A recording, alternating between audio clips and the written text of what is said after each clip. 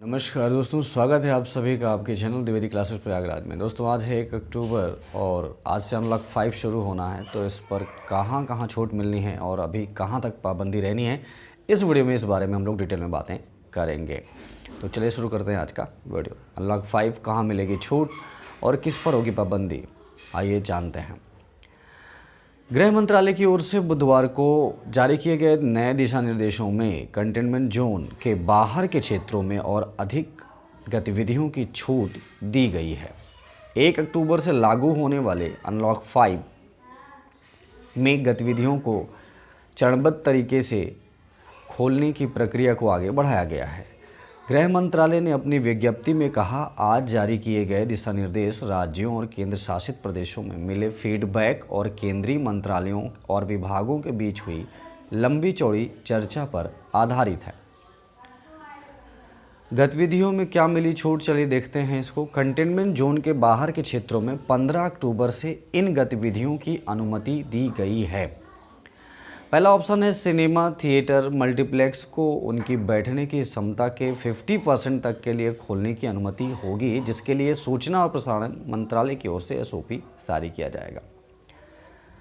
Business to business यानी बिजनेसों के लिए प्रदर्शनियों को खोलने की अनुमति दी गई, जिसके लिए वाणिज्य विभाग एसओपी जारी करेगा। खिलाड़ियों के प्रशिक्षण के लिए इस्तेमाल किए जा रहे स्विमिंग पूलों को खोलने की अनुमति दी जाएगी, जिसके लिए मानक संचालन प्रक्रिया युवा मामलों और खेल मंत्रालय की ओर से जारी किया जाएगा। मनोरंजन पार्क और इसी तरह के स्थानों को खोलने की अनुमति दी जाएगी, जिसके लिए स्वास्थ्य और परिवार कल्याण मंत्रालय एसओपी जारी करेगा।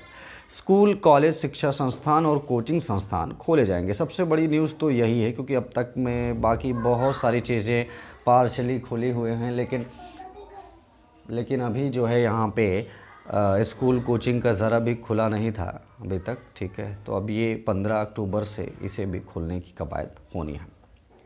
स्कूल और शैक्षिक संस्थानों को फिर से खोला जाना।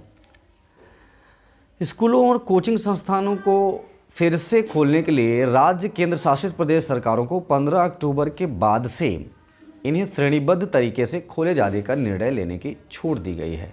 भाई श्रेणीबद्ध तरीके के खोलने का मतलब है कि ऐसा नहीं है कि एक साथ पूरा स्कूल सारी क्लासेस बुला ली जाएंगी, ठीक है। हो सकता है कि पहले बड़ी क्लासेस फिर छोटी क्लासेस, इस तरीके से किया जाए। स्थिति के आकलन के आधार पर संबंधित स्कूल संस्थान प्रबंधन से परामर्श करके निर्णय लिया जाएगा और जो निम्नलिखित शर्तों के अधीन होगा। तो आइए देखते हैं कि इसमें शर्तें क्या हैं। ऑनलाइन और दूरस्थ शिक्षण का पसंदीदा तरीका बना रहेगा और इसे प्रोत्साहित किया जाएगा। जिन स्कूलों में ऑनलाइन कक्षाएं दी जा रही हैं, उनमें अगर कुछ छात्र शारीरिक रूप से उपस्थित होने के बजाय ऑनलाइन कक्षाओं में भाग लेना पसंद करते हैं, तो उन्हें ऐसा करने की अनुमति दी जा सकती है। कहने का मतलब हम ये बात नहीं कर सकते हैं कि नहीं आप स्कूल ही आएंगे। अगर कोई ऑनलाइन ही पढ़ना चाहता है तो उनको वो फैसिलिटी दी जानी चाहिए। छात्र अभिभावकों की लिखित सहमति से ही स्कूल संस्थानों में जा सकते हैं। उपस्थिति को कड़ाई से लागू नहीं किया जाना चाहिए और पूरी तरीके से माता पिता की सहमति पर निर्भर होना चाहिए। समारोहों को लेकर नियम। सामाजिक, शैक्षणिक, खेल, मनोरंजन, सांस्कृतिक, धार्मिक, राजनीतिक कार्य और अन्य समारोहों को खोलने से ही 100 व्यक्तियों की उच्चतम सीमा के साथ अनुमति दी जा चुकी है। ये तो पिछले अनलॉक में ही 21 सितंबर से दी गई थी। हालांकि यह केवल कंटेनमेंट जोन के बाहर के इलाकों के लिए। अब राज्य केंद्र शासित प्रदेश सरकारों को 15 अक्टूबर 2020 के बाद से कंटेनमेंट जोन के बाहर 100 व्यक्तियों की सीमा से परे ऐसी सभाओं के लिए अनुमति दिए जा सकने की छूट दी गई है, जिसमें निम्नलिखित शर्तों को मानना होगा। बंद संस्थानों में अधिकतम 200 व्यक्तियों के साथ या हॉल की क्षमता के अधिकतम 50% के लिए अनुमति दी जाएगी। फेस मास्क पहनना, सामाजिक दूरी बनाए रखना, थर्मल स्कैनिंग, हैंड वॉश या सैनिटाइजर का उपयोग उसके लिए अनिवार्य होगा। खुले स्थानों में जमीन के आकार, स्थान को ध्यान में रखते हुए और सामाजिक दूरी के सख्ती से पालन के साथ अनिवार्य रूप से फेस मास्क पहनना, थर्मल स्कैनिंग और हैंड वॉश या सैनिटाइजर का प्रयोग अनिवार्य होगा। या सुनिश्चित करने के लिए इस तरह की सभाएं कोविड-19 का प्रसार नहीं करें। राज्य केंद्र शासित प्रदेश सरकारें इस तरह की सभा को विनियमित करने के लिए विस्तृत एसओपी जारी करेंगी और कड़ाई से इसे लागू करेंगे। किन चीज़ों की अनुमति नहीं है, इस पर भी देख लेते हैं।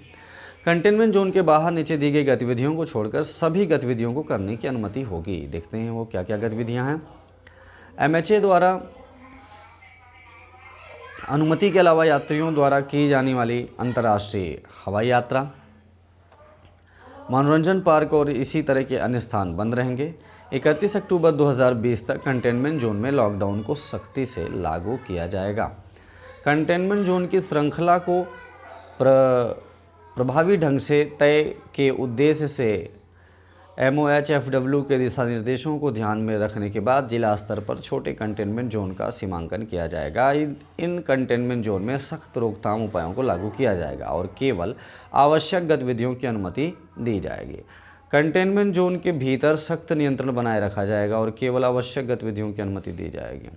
कंटेनमेंट जोन आप जानते होंगे जहाँ पे प्रेजेंट में कोरोना पॉजिटिव लोग हैं।